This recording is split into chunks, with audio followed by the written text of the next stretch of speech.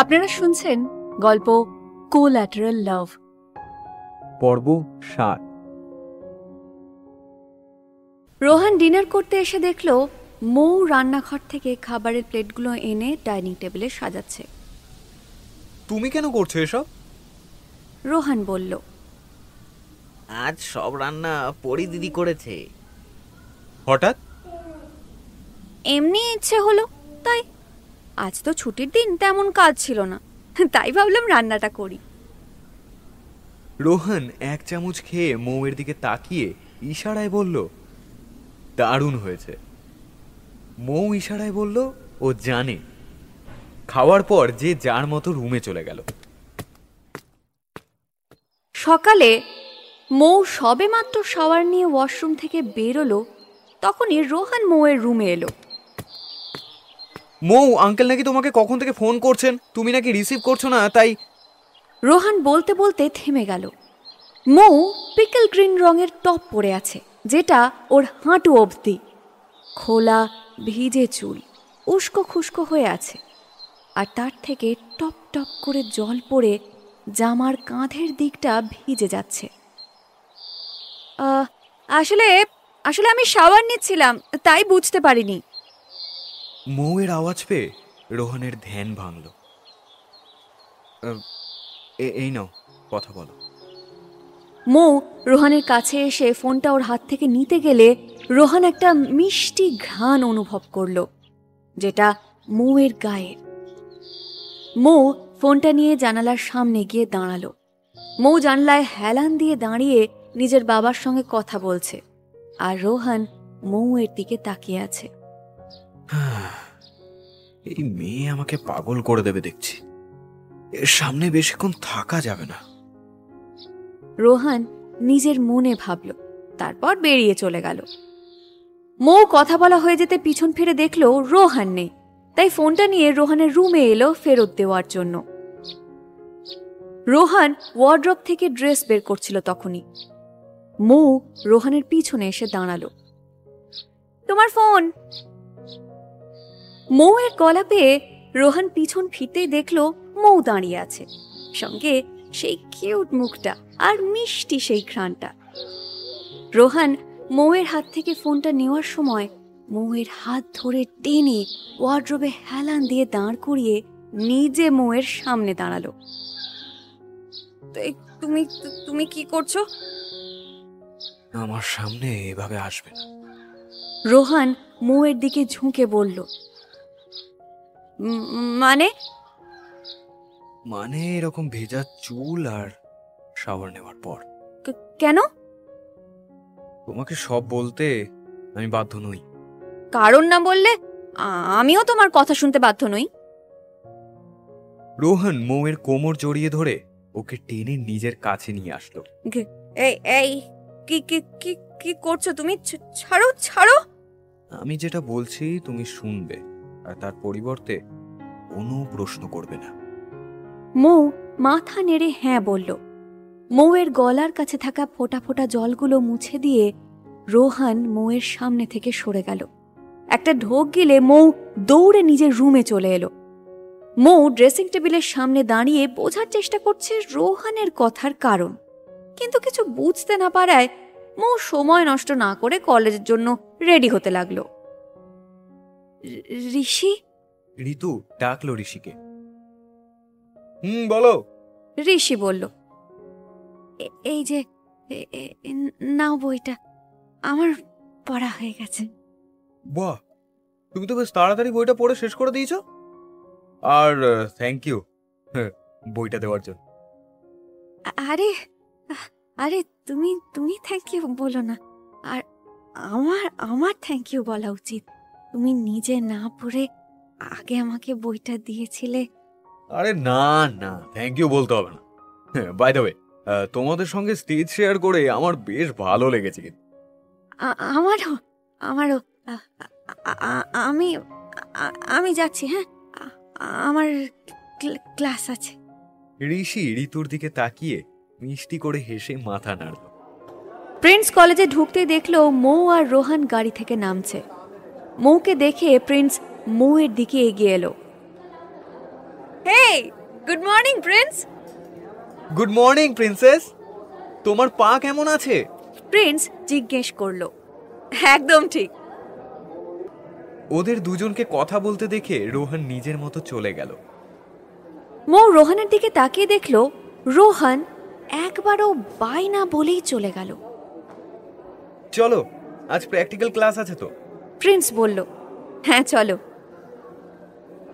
মৌ আর Prince সিঁড়ি দিয়ে উপরে উঠছিল, কিন্তু 3 তলায় আসতেই দেখলো স্নেহা দাঁড়িয়ে আছে। মৌ, তুমি উপরে যাও, আমি একটু পরে আসছি। প্রিন্স বলল, এখন আবার কোথায় যাবে? 10 মিনিট পরেই তো ক্লাস আছে। যাও, আমি 5 মিনিটে আসছি। ওকে। মৌ উপরে চলে যাওয়ার পর প্রিন্স এসে স্নেহার সামনে দাঁড়ালো। কি চাই? তোমার কাছ থেকে নেওয়ার মতো কিছুই নেই। তোমার কাছে যা আছে সবই ইউজলেস। আমি তোমাকে একটা কথা বলতে এসেছি। বলে ফেলো। এখনো সময় আছে, বদলে যাও। তোমার গ্রুপের রাহুল আর ঋতু তো আমাদের দলেই এসে গেছে। এবার তুমিও না হয় তোমার তো কল্ড স্ট্যান্ডার্ডের খোলস ছেড়ে একটু বেরিয়ে এসো। আমার কোনো ইচ্ছে নেই তোমাদের ওই 3rd ক্লাস গ্রুপে যোগ দেওয়ার। সব এক একটা কার্টুন ওখানে। আর ওই মৌ জাস্ট অসহ্যকর। তুমি কি জানো, তুমি মৌকে হিংসে করো। হোয়াট? হিংসে? আর ওকে?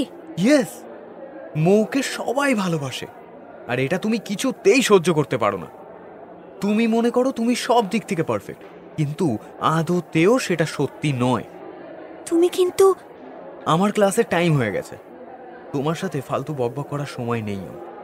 মৌ আমার জন্য অপেক্ষা করছে, তো বাই। প্রিন্স নিজের ক্লাসের দিকে চলে গেল। সব জায়গায় শুধু মৌ মৌ আর মৌ। একবার শুধু সুযোগ পাই, তোমার কি হাল করব তুমি বুঝতেও পারবে না। অপমান কিভাবে করতে হয় আর অপমান কাকে বলে আমি তোমাকে দেখাবো মৌ। তুমি শুধু অপেক্ষা করো। স্নেহা নিজের মনে মনে বলল। Break time. এই মৌমাছি। রাহুল বলল, এই তোমাকে বলেছি তো মৌমাছি বলে ডাকবে না আমাকে। আমার নাম মৌমিতা। ওই একই হলো। জলের বোতল নিয়ে এসো। আমি কি তোমার চাকর নাকি? না না, চাকরানি। তাই না? দাঁড়াও, তোমাকে শেষবারের মতো জল খাওয়াচ্ছি আমি, দাঁড়াও। মৌমিতার আগে গজগজ করতে করতে চলে গেল, আর মিনিট 2 পর ফিরে এলো জলের বোতল হাতে নিয়ে। আরে ওয়াও, তুমি তো দারুণ কাজের মেয়ে। জল এনেছি যখন জলটা খাইয়ে দিই। থাক থাক থাক, এত কষ্ট করতে হবে না তোমায়। রাহুলের কথার পরোয়া না করে মৌমিতা রাহুলের সামনে এসে দাঁড়ালো আর জলের বোতলের ছিপি খুলে জলটা রাহুলের মুখে ছুঁড়ে মারল, আর এতে রাহুলের শার্টের বেশ খানিকটা অংশ ভিজে গেল। হয়ে গেছে জল খাওয়া রাহুল। রাহুল রেগে গিয়ে মৌমিতার দিকে এগোতে গেলে মৌমিতা জলের বোতল ফেলে রেখে দৌড়ে সিঁড়ি দিয়ে নিচে চলে গেল। তোমাকে আমি দেখে নেব মৌমাছি।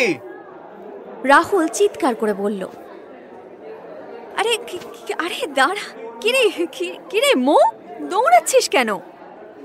আর তোকে বললাম প্রিন্স আর ঋষিকে ডেকে নিয়ে আয়, তুই তা না করে কি করছিস বলতো? মৌ বলল মৌমিতাকে। আরে আরে আমি আমি আমি বলে এসেছি, ওরা আসছে। তুই চল, ওরা ক্যান্টিনে গিয়ে বসতে বলেছে। মৌমিতা জানালো মৌকে। মৌ মৌমিতার সঙ্গে বকবক করতে করতে ক্যান্টিনে চলে এলো, কিন্তু মৌ খেয়াল করেনি যে সামনে থেকে কেউ আসছে। মৌ তো মৌমিতার সঙ্গে বকবক করতেই ব্যস্ত। মৌয়ের সঙ্গে ধাক্কা লেগে কফি কাপটা নিচে পড়ে গেল, আর সাথে স্নেহাও সুযোগ পেয়ে গেল, যেই সুযোগটার অপেক্ষা করছিল। সরি, আমি খেয়াল করিনি। মৌ বলল। স্নেহা কোনো কথা না বলে প্রথমেই মৌয়ের গালে সপাটে একটা থাপ্পড় মারল। ক্যান্টিনে থাকা সকলে অবাক হয়ে ওদের দিকে তাকিয়ে আছে। এই, তোমার সাহস কি করে হয় মৌকে থাপ্পড় মারার? মৌমিতা চিৎকার করে উঠল। যা করেছি বেশ করেছি। মৌ এখনো শকটা কাটিয়ে উঠতে পারেনি। ও বুঝতেই পারলো না যে হঠাৎ করে কি হয়ে গেল। থাপ্পড়টা এত জোরে পড়েছে যে মৌয়ের গাল তো লাল হয়েছেই, সাথে মৌয়ের চোখ নাকও লাল হয়ে গেছে। মৌ স্নেহার পাশে দাঁড়িয়ে থাকা মানুষটার দিকে তাকালো, যে চুপচাপ দাঁড়িয়ে আছে। আমি ইচ্ছে করে তোমার কফিটা ফেলিনি স্নেহা। মৌ খুব শান্ত গলায় বলল। শুরু হয়ে গেছে নাটক। কি করে পারো বলো তো এত কিউট হওয়ার অ্যাক্টিং করতে? হাঁপিয়ে যাও না? তোমার মতো মেয়েদের আমি খুব ভালো করে চিনি, সব সময় সুইট কিউট সেজে থেকে সবার থেকে অ্যাটেনশন নাও। স্নেহা! প্রিন্স চিৎকার করে উঠল। এই যে এলো তোমার উকিল, সব সময় ওকালতি করে বেড়ায় তোমার হয়ে। কি হচ্ছে এখানে? রাহুল বলে উঠল। সেটা তুমি তোমার বন্ধুকেই জিজ্ঞেস করো। মৌয়ের হাত লেগে ভুল করে কফিটা পড়ে গেছিল, আর এই মেয়েটা মুখে এক থাপ্পড় মেরে দিল, তার উপর এখন ভুলভাল কথা বলে চলেছে। মৌমিতা চিৎকার করে জানালো রাহুলকে। এসব কি করছো স্নেহা? ও কফিটা জেনে বুঝে ফেলেছে। নেহা বলল। আমি কফিটা জেনে বুঝে ফেলিনি। রোহান তো এখানেই ছিল, ওকেই জিজ্ঞাসা করো না যে আমি জেনে বুঝে ফেলেছি কিনা। রোহান কেন বলবে শুনি? তুমি কি ভাবছো সবাইকে তোমার দলে টান? সবাই তোমার এই কিউট হওয়ার অ্যাক্টিং দেখে তোমার দলে চলে যাবে। এমনিতেই তো তোমার এইসব অ্যাক্টিং এরা বেশ পছন্দ করে। নেহা, তুমি কিন্তু এবার অনেক বেশি বলছো বলে দিলাম। ঋষি চিৎকার করে বলে উঠল। দেখো মৌ, তোমার বন্ধু নামক ছেলেগুলো, আরে যারা তোমার আগে পিছে ঘোরে, তারা তোমার হয়ে কথা বলছে। আরে তাছাড়া তুমি তো এটাই চাও, তাই না? সব সময় ছেলেরা তোমার আগে পিছে ঘুরবে, তোমাকে অ্যাটেনশন দেবে, সেটাই তো হচ্ছে দেখছি। চুপ চুপ কর স্নেহা। ঋতু বলে উঠল স্নেহাকে। তুই চুপ কর, তুই ভুলে যাস না তুই আমার বন্ধু। সত্যি স্নেহা, তুমি কিন্তু সিন ক্রিয়েট করছো অকারণে। প্লিজ চুপ করো, সবাই দেখছে। আমি তো চাই সবাই দেখুক, সবাই জানুক মৌ সেন কত সুন্দর নাটক করতে পারে, কিভাবে অ্যাটেনশন করাতে পারে। এই, তোমার সমস্যা কোথায় শুনি? তুমি কেন এসব বাজে কথা বলছো? মৌমিতা আবারও চিৎকার করে উঠল। নেহা, তুমি যদি আর ওকে কিছু বলেছো, আমার থেকে খারাপ কিন্তু কেউ হবে না। ও, তুমি তো এই মেয়েটার পার্সোনাল চাকর, তাই না? দিন রাত ওর আগে পিছে ঘুরে বেড়াও, ওকে মাথায় তুলে রেখেছো। একদিকে তোমার জন্য এই চিপ মেন্টালিটির মেয়েটাই ভালো। মৌ আর সহ্য করতে না পেরে দৌড়ে বেরিয়ে চলে গেল। তোমার মতো হার্টলেস মেয়ে আমি দুনিয়ায় দুটো দেখিনি। I just hate you. এটা বলেই প্রিন্স বেরিয়ে গেল। অকারণে একটা মেয়েকে কাঁদালে তো তোমার কখনো ভালো হবে না, কখনো না। মৌমিতা বলে উঠল। মৌমিতার পেছনে পেছনে ঋষি রাহুলও গেল। ঋতু যেতে গেলে স্নেহা ওর দিকে কটমট করে তাকালো। তুই আজ ভুল ছিলিস স্নেহা। মৌ সেরকম মেয়ে নয় তুই যেরকম ভাবিস। এই কথাটা বলে ঋতুও বেরিয়ে গেল। সবাই বেরিয়ে চলে যেতে রোহান স্নেহার হাত ধরে নিয়ে একটা ফাঁকা ক্লাসে চলে এলো। এই তুমি আমাকে এখানে নিয়ে এলে কেন? তুমি আজ যেটা করেছো ওটা ভুল। আমি নিজে তোমার পাশে দাঁড়িয়েছিলাম। আমি জানি মৌ জেনে বুঝে কফিটা ফেলেনি। ও, তুমিও তাহলে ওই মেয়েটার জন্য ঝগড়া করতে এসেছো, তাই তো? Mind your language Neha. তুমি ভুলে যেও না তুমি কার সঙ্গে কথা বলছো। আমি তোমার সঙ্গে ঝগড়া করতে চাই না, আর না আমি মৌয়ের হয়ে ওকালতি করছি। আমি যদি ওখানে মুখ খুলতাম তাহলে তোমার সম্মানটাই যেত। ওরা কেউ তোমাকে ছেড়ে একটাও কথা বলতো না, কিন্তু আমি ওদের সামনে কিচ্ছু বলিনি, কারণ আমি চাইনি যে এতগুলো ছেলে মিলে তোমাকে অপমান করুক, হ্যারাস করুক। আমি তো বুঝতেই পারছি না কেন তুমি ওই বাজে মেয়েটার জন্য। Shut up Sneha. আমি অনেকক্ষণ ধরে তোমার এসব বাজে কথা সহ্য করছি। তুমি কাকে বাজে মেয়ে বলছো? তুমি কি জানো ওর ব্যাপারে? কতটুকু জানো? তুমি জানো ও কত আদরে মানুষ হয়েছে? আজ অবধি যা চেয়েছে তাই এনে দিয়েছে ওর বাবা ওকে। কখনো কেউ ওর গায়ে হাত তোলেনি, আর তুমি তুমি আজ সবার সামনে ওর গালে থাপ্পড় মেরে দিলে। তোমার কোনো আইডিয়া আছে ও কতটা কষ্ট পেয়েছে? রোহান চিৎকার করে বলল, তুমি তুমি তুমি ওর কথা ভাবছো? ওই মেয়েটার জন্য আমার উপর চেঁচাচ্ছ? বারবার ওই মেয়েটা বলে কি বলতে চাইছো তুমি? হ্যাঁ স্নেহা, তোমার কোনো অধিকার নেই মৌয়ের ক্যারেক্টারের উপরে আঙুল তোলার। হ্যাঁ, মৌকে সবাই ভালোবাসে, আর ওকে ভালোবাসার যথেষ্ট কারণও আছে। আমিও ওকে খুব ভালোবাসি। রোহান, তুমি? হ্যাঁ, খুব ভালোবাসি। আর হ্যাঁ, এটাই তোমার লাস্ট চান্স। এরপর থেকে যদি তুমি কখনো মৌয়ের সাথে মিসবিহেভ করেছো, তাহলে আমি তোমাকে ছেড়ে কথা বলবো না, মনে থাকে যেন।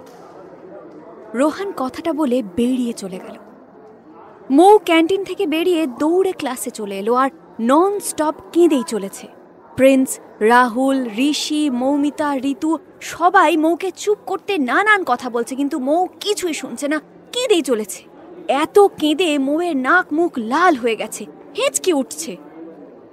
রোহান মৌয়ের ক্লাসে এসে দেখলো সবাই মৌকে ঘিরে বসে আছে, আর মৌ বারবার চোখ মুছছে। রোহানকে দেখে মৌ ব্যাগটা হাতে নিয়ে বেরিয়ে চলে গেল। মৌ! মৌ! মৌমিতা ডাক দিল। আমি দেখছি। রোহানও মৌয়ের পিছনে দৌড়ে বেরিয়ে গেল। রোহান নিচে যেতেই দেখলো মৌ ক্যাবে করে চলে গেল। রোহান ক্লাসে গিয়ে ব্যাগটা নিয়ে পার্কিং লটে এসে গাড়ি করে বেরিয়ে গেল। রোহান বাড়িতে এসেই প্রথমে মৌয়ের রুমে এলো, কিন্তু দরজাটা ভিতর থেকে লক করা। মৌ, মৌ, মৌ, দরজা খোলো। মৌ! কেন এসেছো তুমি এখন? যখন দরকার ছিল তখন তো একটা কথাও বলনি। তোমার সামনে থাপ্পড় মারলো, কিন্তু তুমি কিচ্ছু বললে না। রোহান, তুমি কিচ্ছু বললে না। আমি বা তোমাকে কেন বলছি? তুমি কেন স্নেহাকে কিছু বলবে? স্নেহা তো তোমার বন্ধু হয়, আর আমি তোমার কেউ হই না, কেউ না। রুমের ভেতর থেকে মৌ চিৎকার করে বলল, মৌ, মৌ, কাঁদা বন্ধ করো, শান্ত হও, প্লিজ দরজাটা খোলো। যাও এখান থেকে, আমি তোমার সঙ্গে কথা বলতে চাই না। যাও মৌ, প্লিজ। যাও রোহান, আমি তো তোমার কেউ হই না, তাহলে কেন এসেছো এখন? আমি ক্যারেক্টারলেস, তাই না? আমি এত খারাপ আমি জানতামই না। মৌ, চুপ একদম। সবার আগে দরজাটা খোলো। আমার একটুও ভালো লাগে না তুমি কাঁদলে। প্লিজ, প্লিজ দরজাটা খোলো।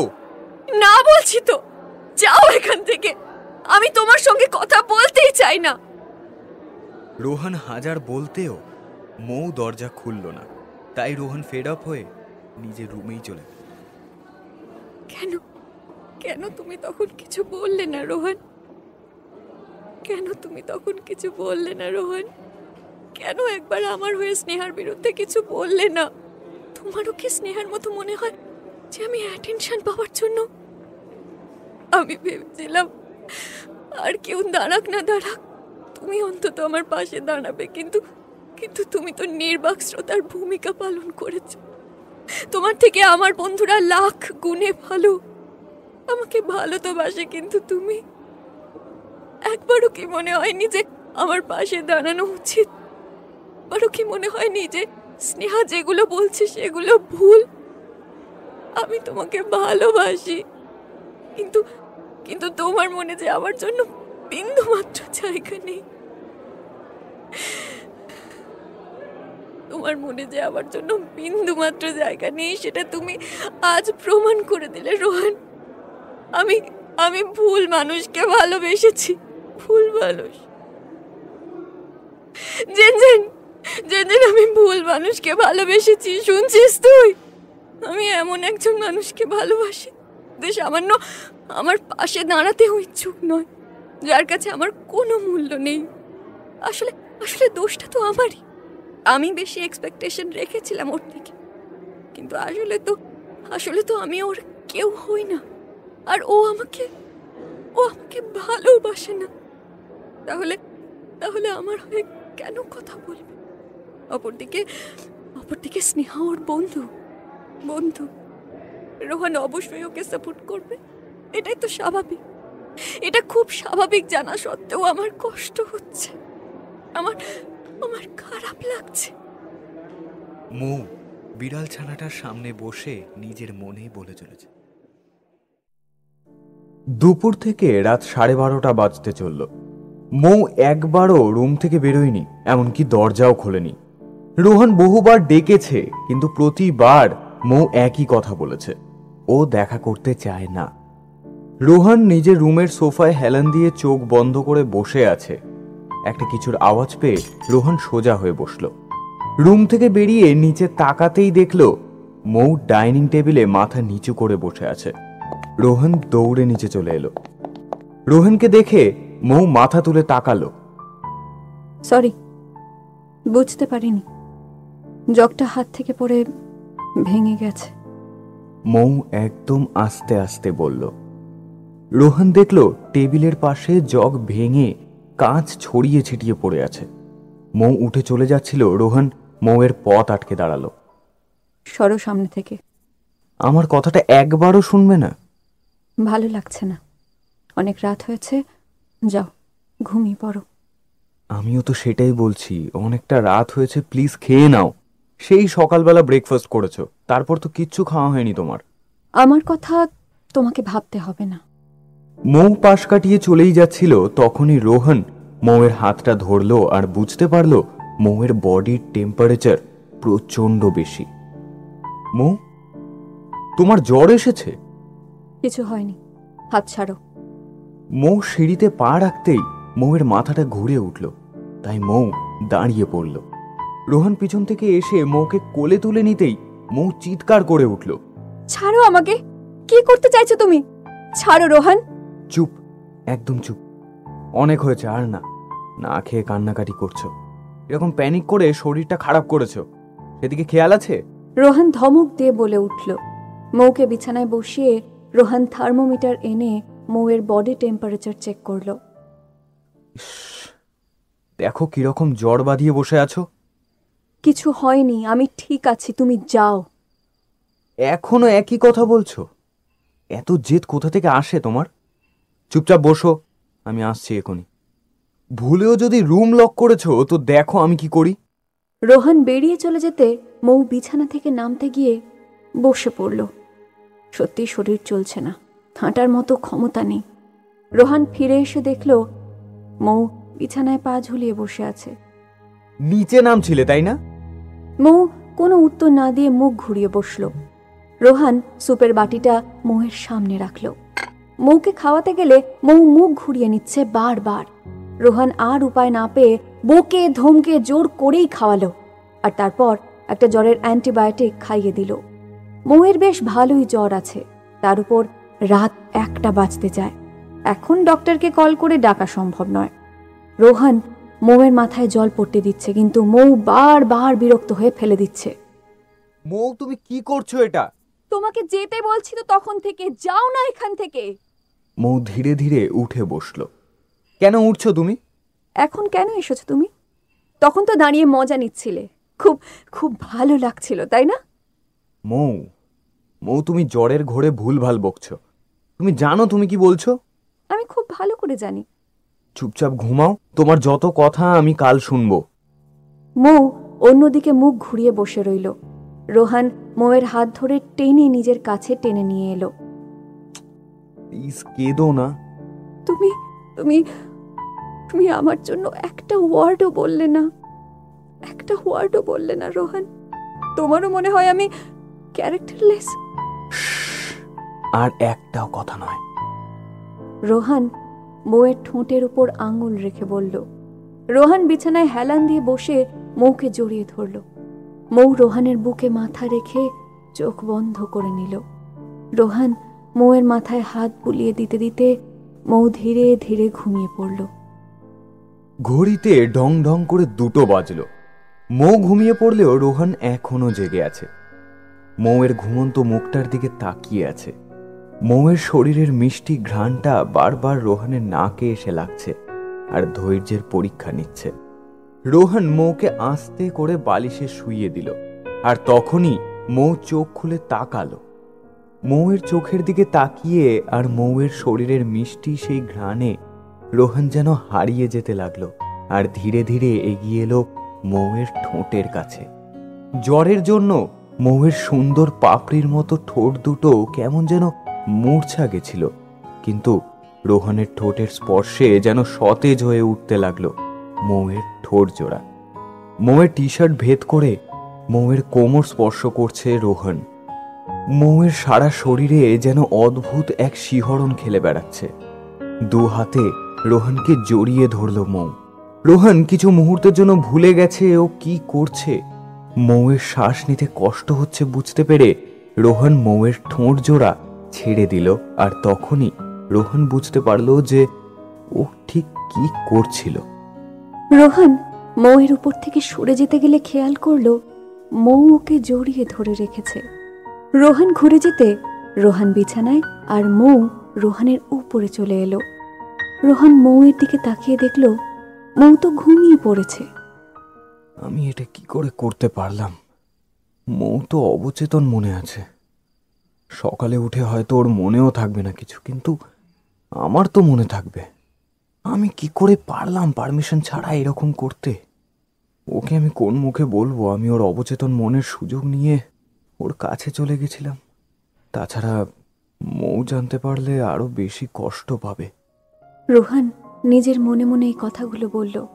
মৌকে বিছানায় শুইয়ে দিয়ে রোহন উঠে যেতে গেলে মৌ রোহনের হাত চেপে ধরল। প্লিজ প্লিজ যেও না, মৌ আস্তে আস্তে বলল। রোহন বিছানায় হেলান দিয়ে বসতে মৌ রোহনের কোলে মাথা রেখে শুয়ে পড়ল। বসে থাকতে থাকতে রোহনও একসময় ঘুমিয়ে পড়ল। সকাল 9টা। মৌ ধীরে ধীরে চোখ খুলে তাকালো। রোহনের কোলে মাথা রেখে শুয়ে আছে এটা বুঝতে পেরে মৌ ধরফড়িয়ে উঠে বসল। আমি আমি আমি সারা রাত রোহনের সঙ্গে ছিলাম। ও গড! মৌ নিজের মনে মনে বলল।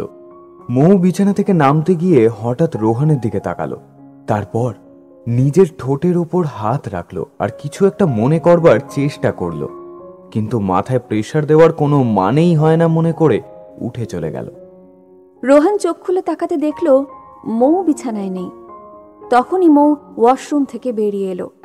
রোহন মৌয়ের মুখের দিকে তাকিয়ে বোঝার চেষ্টা করছে মৌয়ের কাল রাতের কিছু মনে আছে কিনা, কিন্তু মৌয়ের রাগী চোখ দুটো দেখে রোহন বুঝল কাল রাতের ঘটনা মনে না থাকলেও কাল দুপুরে ঘটে যাওয়া ঘটনাটা মৌ একদম ভোলেনি।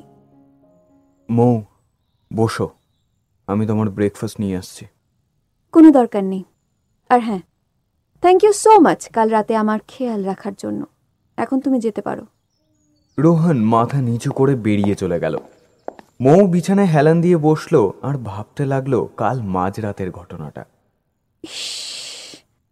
ইস, আমি আমি কি করে ওর সঙ্গ দিলাম?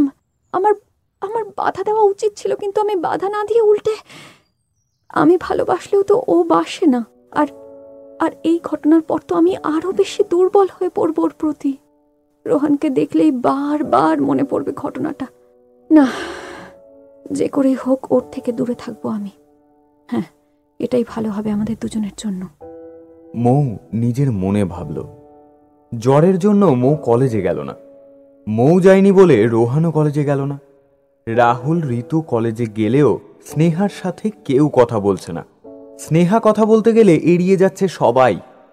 প্রিন্স, মৌমিতা আর ঋষিও কলেজে এসেছে, কিন্তু আজ সবাই বড় চুপচাপ। কারোরই মন মেজাজ ভালো না, ক্লাস করতেও চাইছে না কেউ। ব্রেক টাইমের পর 2টো ক্লাস হয়ে গেছে। হঠাৎ প্রিন্স আর ঋষিকে কমার্সের ক্লাসে দেখে রাহুল অবাক হয়ে গেল এবং বলল, তোমরা এখানে? ঋষি বলল, আমরা 3জন সাগরিকার সঙ্গে দেখা করতে যাচ্ছি, তোমরা কি যাবে? আরে হ্যাঁ, অবশ্যই চলো। আমিও যাব। 5জন আর ক্লাস না করে বেরিয়ে চলে গেল কলেজ থেকে। কলিং বেলের আওয়াজ শুনে রোহন দরজা খুলে দিল। রোহন রাহুলকে দেখে বলল, আরে বাহ, তোরাও এসেছিস। রাহুল বলল, তুই এখানে কেন? আমরা তো মৌয়ের সঙ্গে দেখা করতে এসেছি। রোহান, তুমিও এসেছ দেখা করতে, তাই না? একদম নয়, রোহন আর মৌ একই সঙ্গে একই বাড়িতে থাকে, আর আমাদেরকে রোহানই আসতে বলেছে। এটা শুনে রাহুল ভীষণ অবাক হয়ে বলল, হোয়াট? তুই আর মৌ একই সঙ্গে থাকিস? মানে মানে কি করে? জানি সবার একই সঙ্গে একই প্রশ্ন, কিন্তু উত্তর পরে দেব। এখন চলো মৌয়ের সঙ্গে দেখা করে আসি। প্রিন্স রোহানের হয়ে উত্তরটা দিয়ে দিল। হ্যাঁ হ্যাঁ, এসো এসো। রোহান বলল। রোহান সবাইকে নিয়ে উপরে চলে এলো। 5 জনে মৌয়ের রুমে গেল, কিন্তু রোহান গেল না, কারণ মৌ রোহানের সঙ্গে কথা বলছে না। তার মধ্যে এখন ওর বন্ধুদের মাঝখানে রোহানকে দেখে মৌ যদি কথা না বলে, তাই রোহান ভিতরে না যাওয়াই সঠিক মনে করলো। মৌ গিটারে নতুন কিছু সুর তুলতে চেষ্টা করছে। হঠাৎ এদের 5 জনকে একসঙ্গে দেখে মৌ তো ভীষণ অবাক হয়ে গেল।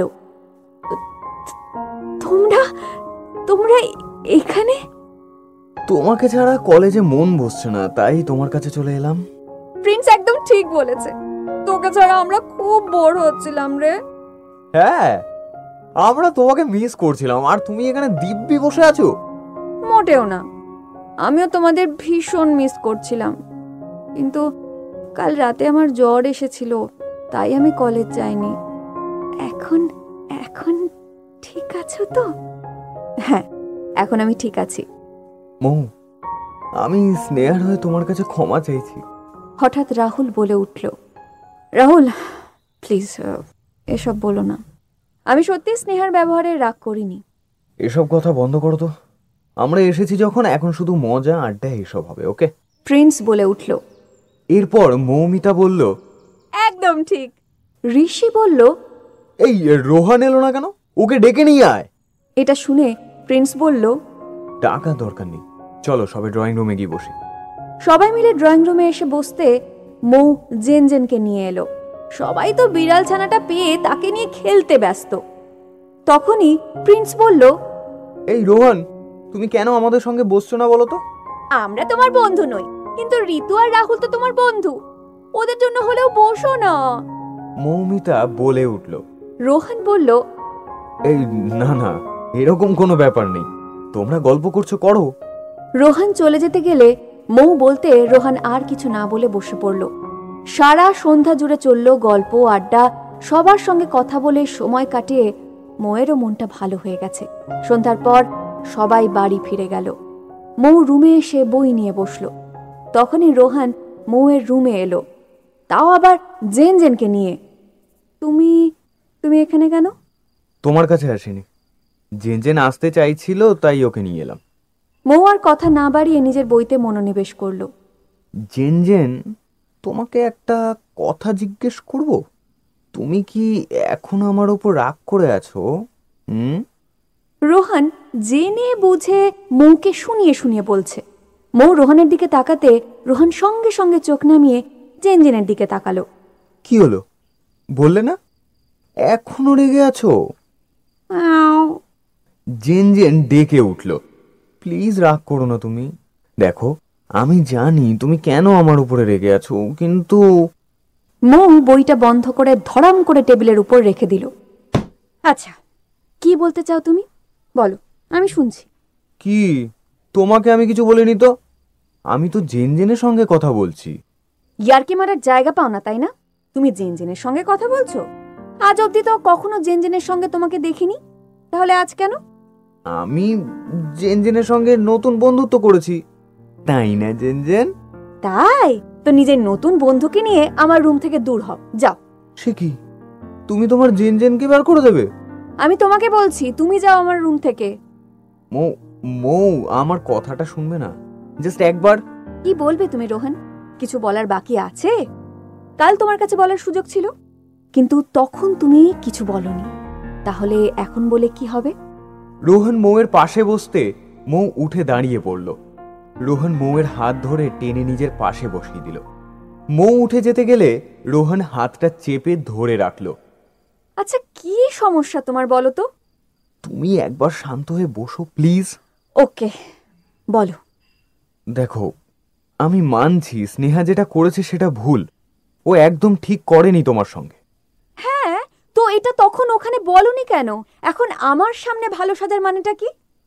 উফ, এই মেয়েটা তো বড্ড কথা বলে। একটু চুপ করে বসো আর আমাকে বলতে দাও প্লিজ। আচ্ছা ঠিক আছে, বলো। তখন স্নেহা যেটা করেছে সেটা যে ভুল এটা সবাই জানে, আর সবাই তোমার পাশেও দাঁড়িয়েছে। কিন্তু তুমি দাঁড়াওনি। তার যথেষ্ট কারণ আছে মৌ। সবাই তো তোমার হয়ে কথা বলছিল, কেউ কিন্তু স্নেহার সাপোর্ট করেনি, কারণ সবাই জানে স্নেহা ভুল। আমি যদি সেই সময় তোমার হয়ে কথা বলতাম তাহলে বাকিরা আরো বেশি সাহস পেয়ে যেত, আর স্নেহার উপরে চড়াও হতো। তুমি একটা মেয়ে হয়ে কি চাইবে একটা মেয়ে হ্যারাস হোক সবার সামনে? আমি জানি তোমাকেও সবার সামনে অনেক খারাপ কথা বলা হয়েছে, কিন্তু তোমার পাশে তো সবাই দাঁড়িয়েছে। সেই সময় যদি স্নেহাকে ইনসাল্ট করা হতো, ওর পাশে কিন্তু কেউ দাঁড়াতো না। এতে স্নেহা আরো বেশি তোমার উপর রেগে যেত। দেখো, সবাই জানে স্নেহা তোমাকে পছন্দ করে না, কিন্তু তাই বলে সেটাকে শত্রুতার পর্যায়ে নিয়ে যাওয়ার কোনো মানেই হয় না। যত সবাই তোমার হয়ে কথা বলবে তত স্নেহার রাগ তোমার উপর বাড়তে থাকবে। তার মধ্যে আমিও যদি বলি তাহলে তো আর দেখতেই হবে না। মৌ, আমি জানি তুমি ভেবেছিলে আমি তোমার হয়ে কথা বলবো, কিন্তু ওই পরিস্থিতিটাকে আরো বেশি জটিল আমি করতে চাইনি, তাই চুপ করেছিলাম। তবে পরে আমি স্নেহাকে বলেছি এই নিয়ে, ওর ভুলটাও ওকে দেখিয়েছি। তুমি প্লিজ এই ঘটনাটা নিয়ে আর বেশি ভেবো না, আর স্নেহার সঙ্গেও এই নিয়ে আর ঝগড়া করো না। স্নেহাকে তুমি ভালোবাসো? হোয়াট? তোমাকে আমি কি বোঝালাম আর তুমি কি বলছো? আমি বুঝতে পারছি তুমি কি বলতে চাইছো, কিন্তু আমি তোমাকে জিজ্ঞেস করছি, তুমি কি স্নেহাকে ভালোবাসো? স্নেহা শুধুমাত্র আমার একজন বন্ধু হয় মৌ। মৌ কোনো উত্তর দিল না, কিন্তু মৌয়ের খুব ভালো লাগলো এটা জেনে যে রোহানের মনে স্নেহাকে নিয়ে তেমন কোনো ফিলিংস নেই। আচ্ছা, এবার এসব রাগটাগ ছাড়ো আর খেতে চলো। তুমি যাও, আমি যাচ্ছি। বাই দ্য ওয়ে, জেনজেনের সঙ্গে কি সত্যিই বন্ধুত্ব হয়েছে? রোহন গো বেচারা মুখ করে মাথা নেড়ে বলল, না। মৌ হেসে ফেললো রোহানের মুখ দেখে, আর রোহানও হাসতে হাসতে চলে গেল।